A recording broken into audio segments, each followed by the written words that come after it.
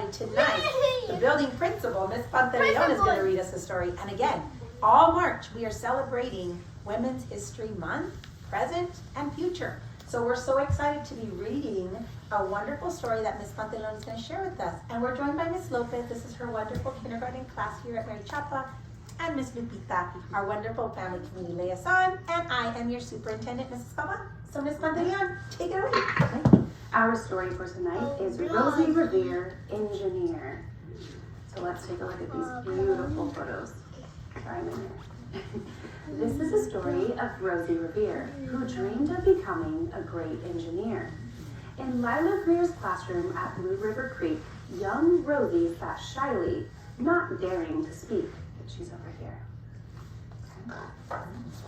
But when no one saw her, she peeked in the trash for treasures to add to her engineer's stash. And late at night, Rosie rolled up her sleeves and built in her hideaway under the eaves. Oh, wow. Alone in her attic, the moon high above, dear Rosie made gadgets and gizmos she loved.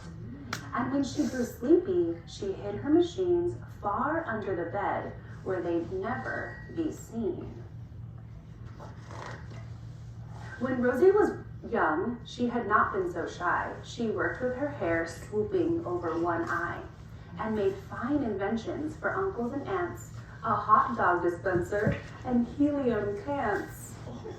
Oh, look at the balloon. Oh my goodness.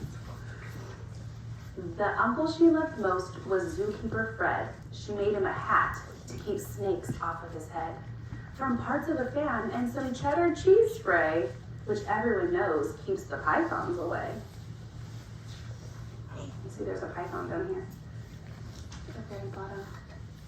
And when it was finished, young Rosie was proud, but Fred slapped his knee and he chuckled out loud.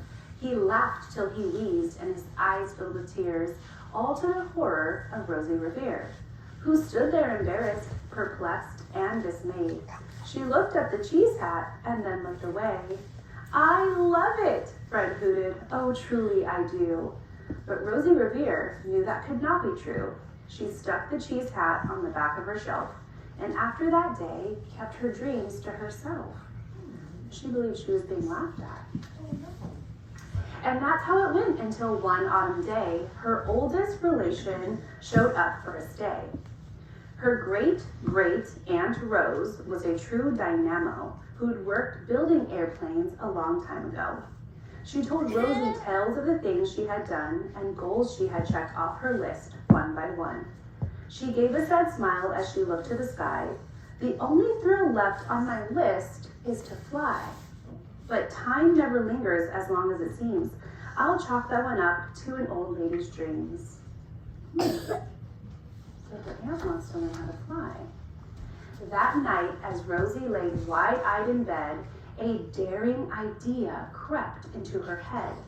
Could she build a gizmo to help her aunt fly?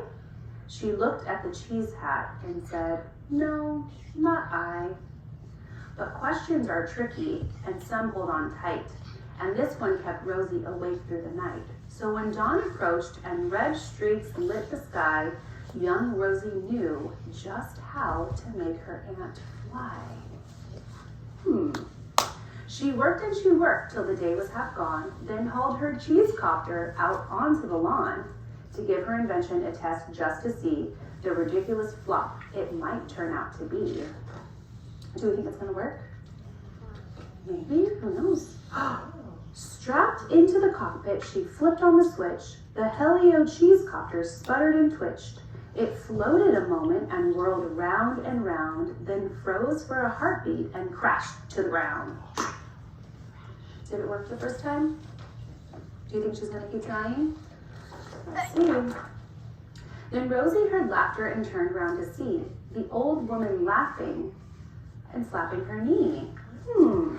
She laughed till she wheezed and her eyes filled with tears, all to the horror of Rosie Revere, who thought, oh no, never, not ever again will I try to build something to sputter or spin, or build with a lever, a switch, or a gear, and never will I be a great engineer.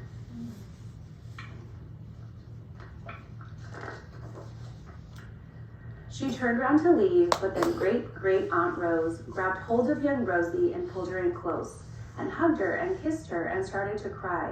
You did it, hooray, it's the perfect first try. This great flop is over, it's time for the next. Young Rosie was baffled, embarrassed, perplexed. I failed, said dear Rosie. It's just made of trash.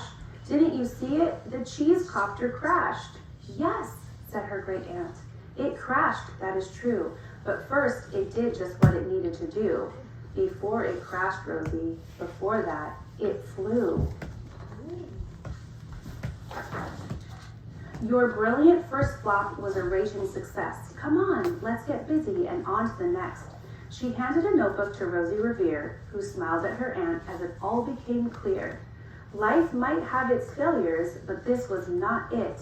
The only true failure can come if you quit.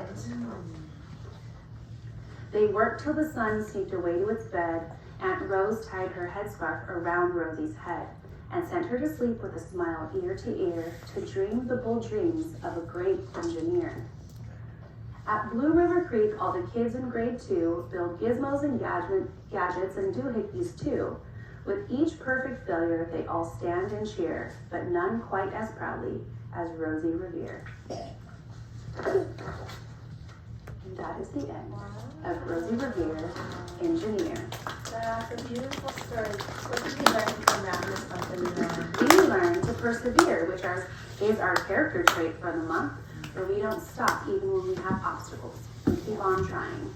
Yes, keep trying. It's just your first try, right? Nice job. All right, everyone, so let's say bye to Greenfield. Are you ready? Remember what we did last time? Okay, put your hands out. Give yourself a big hug. Okay, and say, sending a great big Kodiak bear hug from our family From our family right over there to yours.